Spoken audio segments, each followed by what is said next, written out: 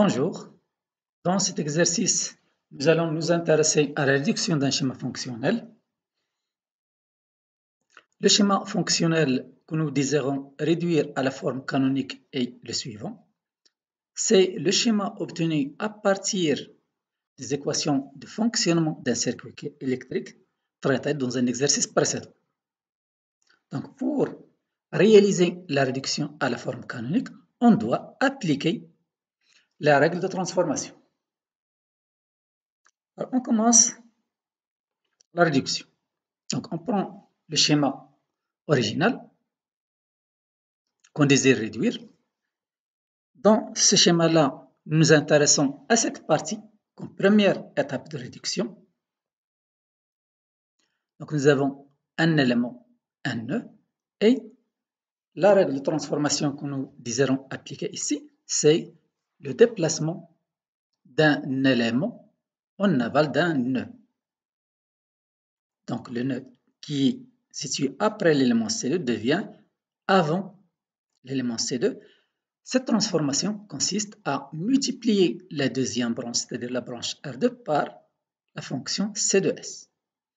Donc, cette transformation donne le circuit, ou bien le schéma suivant. Et donc, nous avons ici C de S dans cette branche, qui est reliée à ce comparateur-là, elle est là, et R2, C de S, deuxième branche. Bien sûr, ici, nous avons appliqué une autre transformation, deux éléments en cascade. Donc, R2 en série avec C de S. La fonction transfert équivalente, c'est R2 C de S. Alors, ici, on applique encore une fois une autre règle de transformation à cette partie. Donc, ici, nous avons une boucle de retour et donc on doit appliquer la règle qui consiste à éliminer la boucle de retour. Élimination d'une boucle de retour. Pour l'élimination d'une boucle de retour, nous avons la règle ici. Si nous avons un schéma bouclé de fonction transfert d'action G1 et celle de retour G2, le schéma équivalent après réduction est celui-là avec la fonction transfert G1 sur 1 plus G1 G2. Donc, dans le schéma auquel nous nous intéressons, G1 est la fonction transfert d'action, G1 est égal à 1 et G2 est égal à R2 C de S. Donc, si on applique cette règle-là, nous allons avoir comme fonction transfert équivalente 1 sur 1 plus R2 C de S. Et nous avons le schéma suivant. Donc là, c'est le schéma équivalent après réduction.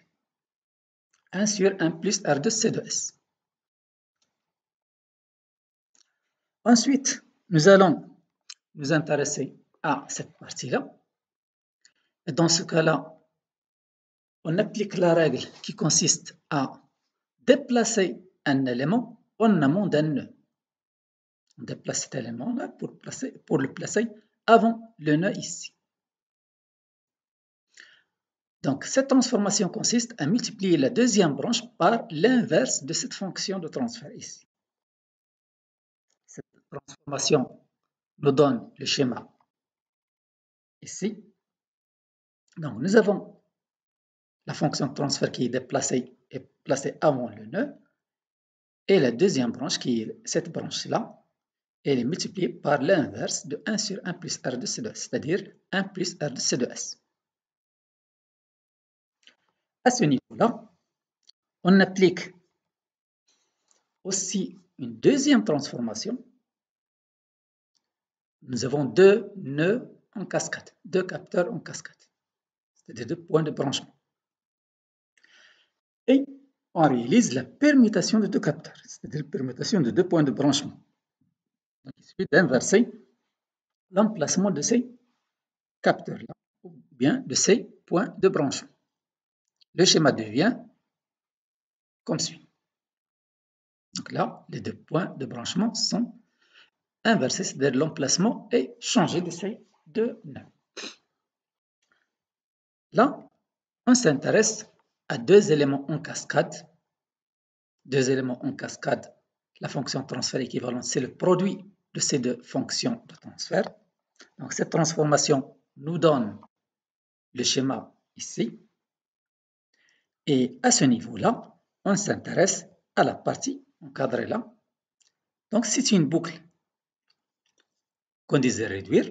On applique la même chose, élimination d'une boucle de retour comme précédemment. Donc là, c'est une fonction, on peut la nommer G1. Ça, c'est G2. Donc la fonction équivalence, G1 sur 1 plus G1, G2. Il suffit de remplacer G1 par R1 sur 1 plus R de C2S, G2 par C2S, et on trouve la fonction transfert équivalente. Donc le schéma se réduit à celui. Donc nous avons la fonction transfert équivalente, c'est R1 sur 1 plus R de C2S plus R1 C2S. À ce niveau-là, on s'intéresse à réaliser la règle de transformation deux éléments en cascade. Cette fonction avec cette fonction qui sont en cascade. Là, comme précédemment, nous avons déjà vu cette transformation. La fonction transfert équivalente, c'est le produit de ces deux fonctions.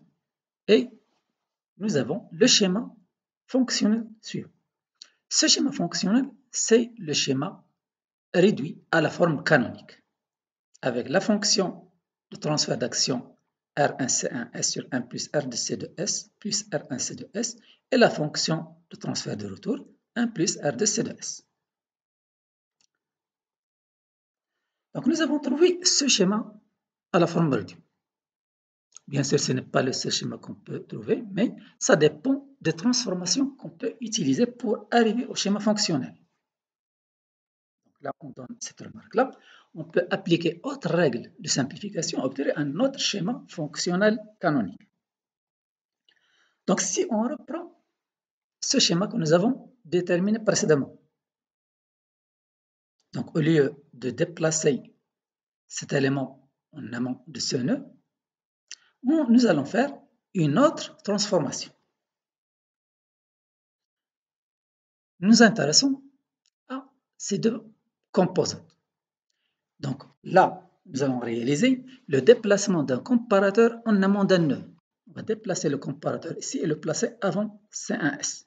Donc cela consiste à multiplier cette deuxième branche par 1 sur C1S. Cette transformation nous donne ce schéma. Donc là, lorsqu'on déplace le comparateur en amont de C1S, C1S avec R1 devient en cascade et cette deuxième branche elle est multipliée par 1 sur C1S. Dans ce cas-là, nous nous intéressons à C1S en cascade avec R1. La fonction transfert équivalente, c'est R1 C1S.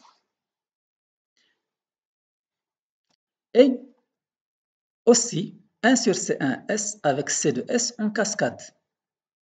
La fonction transfert, c'est C2S sur C1S. Le S va se simplifier, ça reste C2 sur C1. Et donc, avec ces deux transformations-là, nous trouvons le schéma fonctionnel ici. Nous avons R1 C1S et C2 sur C1. Maintenant, nous appliquons la permutation de deux comparateurs. Nous avons deux comparateurs en cascade. On réalise la permutation de deux comparateurs.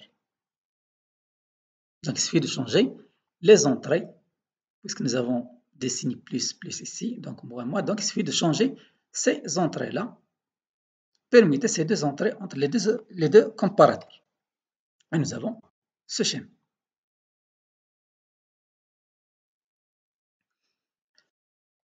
Alors, on applique la réduction, bien l'élimination d'une boucle de retour. Donc, nous allons réduire le schéma en appliquant l'élimination d'une boucle de retour. Dans ce cas-là, nous avons G1 égale R1 C1S, G2 égale 1. Il suffit de remplacer G1 par R1 C2S et G2 égale 1 pour trouver le schéma équivalent. G1 sur 1 plus G1 G2. Nous avons le schéma équivalent R1 C1S sur 1 plus R1 C1S. G1 sur 1 plus G1 G2, G2 égale 1. Donc nous avons ici les deux éléments en cascade, ici, et on applique la transformation de deux éléments en cascade. La fonction transfert, c'est le produit des deux fonctions de transfert. Et on obtient un autre schéma de la forme canonique qui est différent du schéma précédent.